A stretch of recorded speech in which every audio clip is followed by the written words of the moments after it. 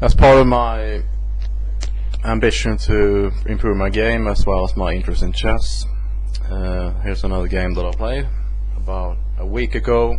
Time control was 4 minutes with 4 seconds on each move. I was black. The opening was the Queen's Gambit declined, and let's take a look. My opponent played e4, knight f6, knight f3, e6, c4, d5, knight c3, bishop e7, bishop g5, castles, e3, knight b to d7, and here we played c5. I don't like that move myself because, as you will see now, in a couple of moves, it does have its own drawbacks.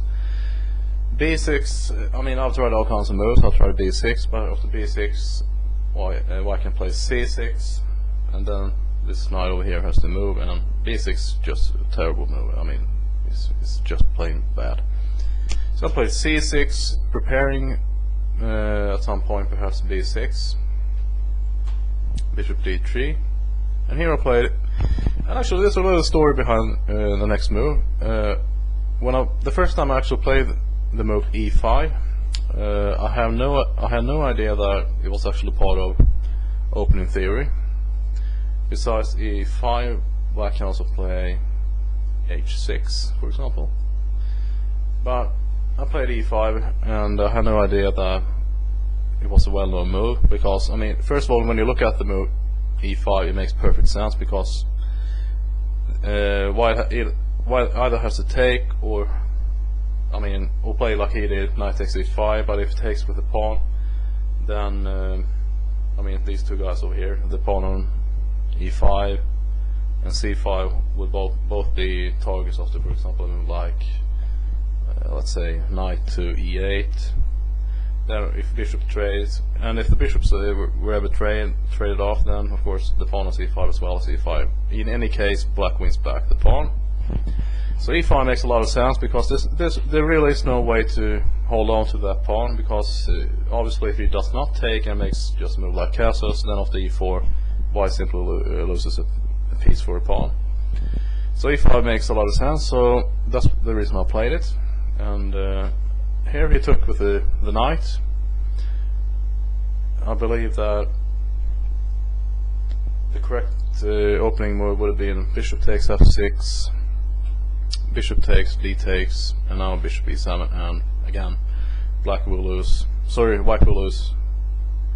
either of these pawns. Even if b4, this pawn over here is weak anyway after a move like queen c7 or something. So he played knight takes e5, knight takes e5, d takes e5, and this was my idea, knight g4.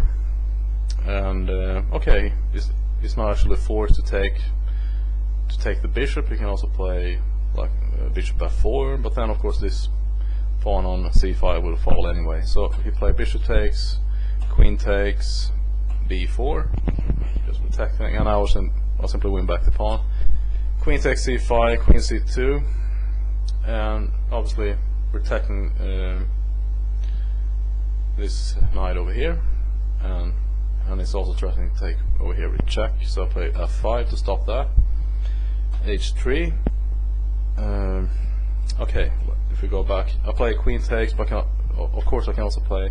I could have played knight takes e5 as well, but I figured that after queen takes e5, I have a double threat on this pawn over here. Although I'm not that interested to take this pawn, because after knight takes, he would just open up his rook file, and this pawn over here is weak anyway.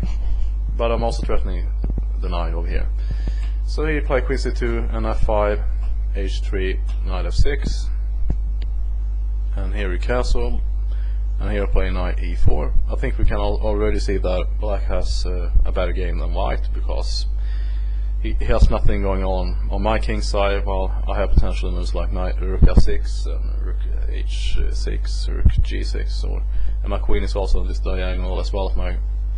This knight is very well placed, and if we play a move like, let's say, knight to f3, I can even play knight g3 and threaten this rook. Black simply has a better game, there's no question about that. And also, of course, with the knight e4, I'm also threatening this knight over here. So you play rook c1 to protect this knight, I play bishop d7 just to connect my rooks. Knight to e2, and here I was for the moment looking at the move knight f4, which would have been, I believe, better than the move he played. I play rook f6 because, like I mentioned before, I can also play rook h6, rook g6. I can stop pushing my pawns. And okay, I mentioned knight f4. If knight f4, I can just play g5, and after g5, if it ever goes to h5, I can just move my rook, and when the knight moves back to g3, I'll just take, and I'm up a pawn. So you play knight d4, rook g6, queen e2, f4. He can't take, of course, because the knight is hanging over here. And here we play knight f3, queen h5, and after knight to h2, I made a mistake. For some reason, okay, the most obvious move here is to either take. Okay, that's not really an option, to sacrifice the rook, because of the rook takes, king takes, queen takes. He simply goes back to h1, and there's no follow up on that. So okay, I missed the most. Well, actually, that's the wrong word to say that I missed that. Of course, I did see queen takes h2 and a threatening checkmate over here on g2. But instead of that, for some weird reason, I was looking at this pawn over here, and I played f3. Just immediately I saw that it would have been so much better to just, you know, take the pawn right away. But after f3, queen takes f3, queen takes h3, queen takes, bishop takes. Okay, I win the exchange, but okay, he made a mistake. He played f3, and now the game is just lost after rook takes, king h1, and knight g3 checkmate. So even though I made a silly mistake, I would have been up in exchange anyway, because obviously the correct move here is g3, and here I just win with the rook. Okay, so he lost the game on move 25. So let's take a quick look at the opening one more time. So this is the Queen's Gambit decline, and I've shown this opening in previous videos, and it's called decline because after d5, knight c3, white doesn't protect his pawn over here, and the idea is of course that white can easily win it back with queen h4 or something, but usually white is not that eager to win it back, because I mean the idea is to have more central control. So that's how the opening, and I mentioned that I also played e5, which was, I believe, initially my own idea, and it turned out that it's a very well known idea. But it's funny that you can sometimes make moves and believe that they were your own, but somebody else had already invented it. Okay, I hope you enjoyed this video, and I'll see you soon.